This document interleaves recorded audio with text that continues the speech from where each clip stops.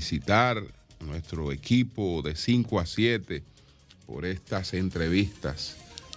La verdad es que novedosas, bastante agradable, como este contacto de hoy con Jorge Gómez. Entonces, señores, los empleos y el impacto económico de las bancas de lotería. Hablaré un poquito de esto. De la naturaleza clama por la agenda climática, la alianza opositora que luce un poquito incierta y el proyecto anexionista del Senado de la República. Entonces, vamos a hablar de estos temas y voy a empezar por el tema de las bancas de lotería, porque ustedes están notando en estos días preocupaciones que vienen expresadas desde ese sector por situaciones que se están presentando. Y yo tengo mucha influencia en la forma de analizar la economía. Tengo mucha influencia de un clásico. Un clásico que se titula las promesas de la que vivimos. Ese es un clásico de la economía. Ese libro cuyo autor es Harry Sharman. Ese libro se publicó en el 1938. Cualquier edición de ese libro, que ya ustedes saben que hay 8,000 ediciones de las promesas de la que vivimos, en los anaqueles de las principales librerías del mundo, pues es colocarlo y en poco tiempo ha desaparecido. Y hay que esperar a una próxima edición de esa obra. Yo la defino de manera, y esto es muy personal, como el mejor libro de economía que haya leído, y he leído muchos libros de economía. Usted le pregunta a cualquiera cuál es el mejor libro de economía, le va a decir un cliché, que el mejor libro de economía es La riqueza de las naciones.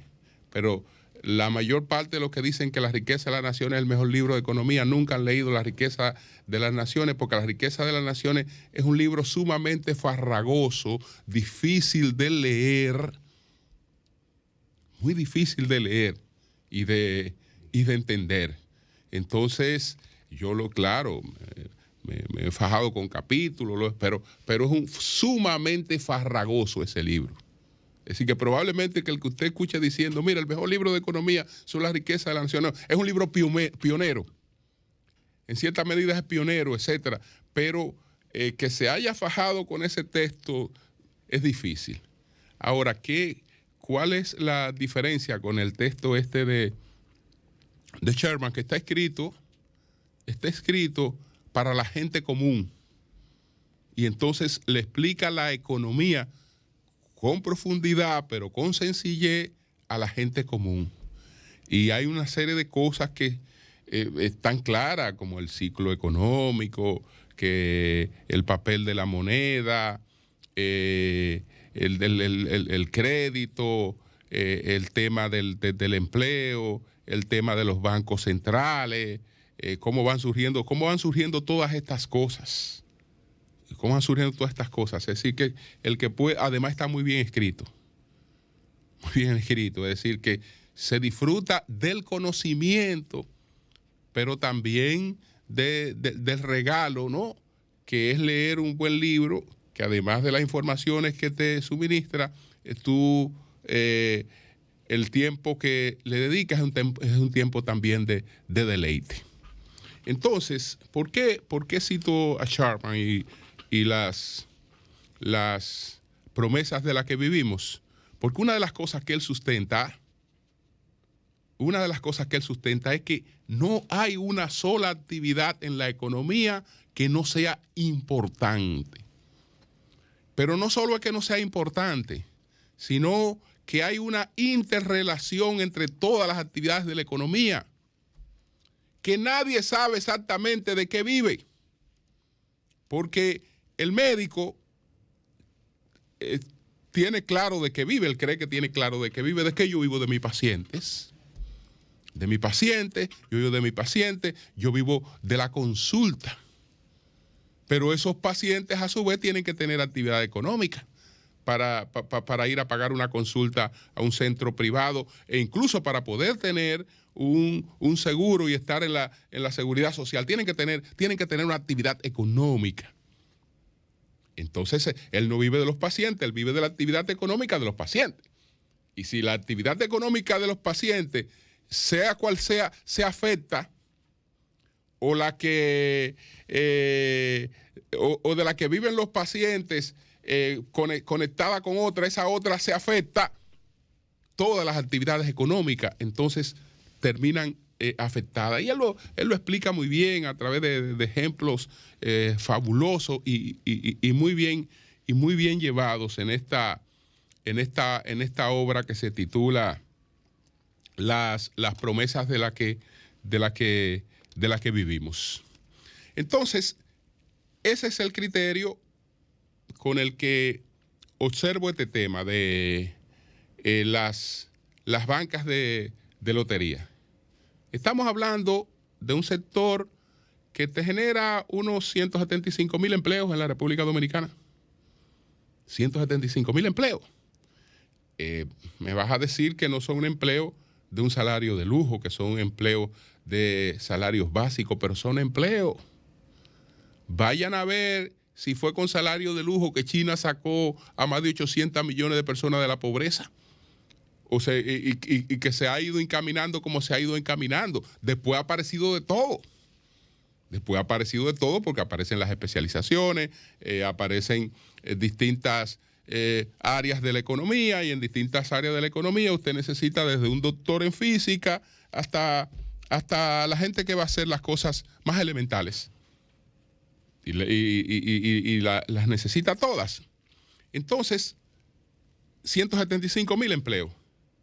Para usted darle una comparación comparar ese sector, bueno, sería el de las zonas francas industriales, por ejemplo, que es un sector que están sectorizadas, que las zonas francas industriales tienen alrededor de 195,000 empleos en la República Dominicana. 195,000 empleos, pero las zonas francas son sectorizadas. Uno de los problemas que tienen las bancas de lotería en la República Dominicana es que no están sectorizados para fines de el salario. Al no estar sectorizado, se toman otros raseros que resultan distorsionantes, y esa es una de las principales quejas, que hay otros raseros que son distorsionantes.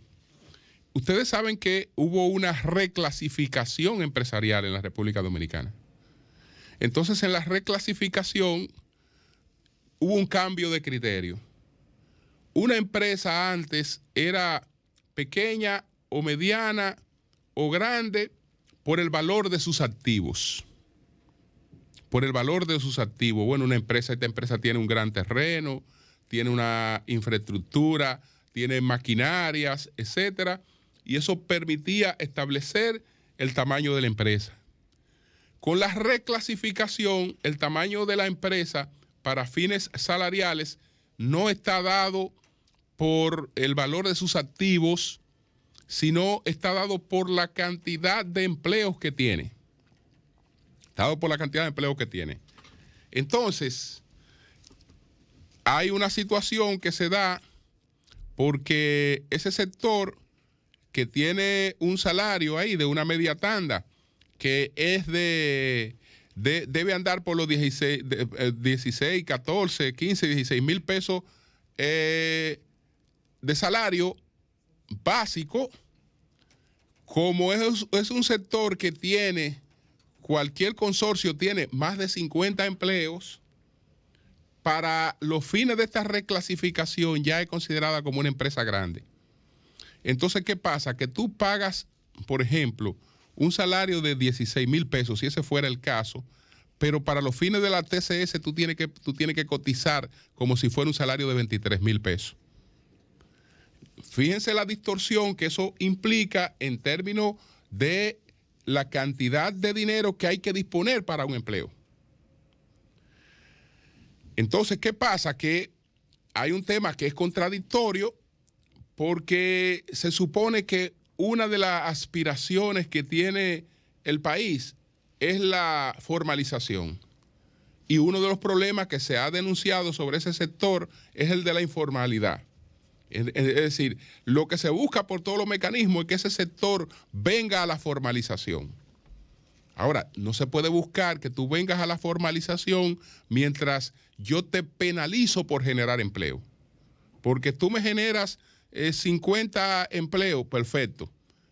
Ahí tú tienes un tratamiento distinto a si me generaste 51. Si me generaste 52, 53, ya te voy a dar en la madre en la TCS. Es decir, que te voy a penalizar por generar empleo y por formalizarte. Esa es una contradicción. Esa es una contradicción que tiene que resolverse y eso se resuelve como se ha resuelto con otros sectores, que es sectorizando. Por ejemplo, los bares y restaurantes están sectorizados, que la zona franca está sectorizado, que el campo está sectorizado. Todos esos están sectorizados y conforme a la actividad que tienen y al rasero de lo que representan, pues ahí está establecida su pauta salarial.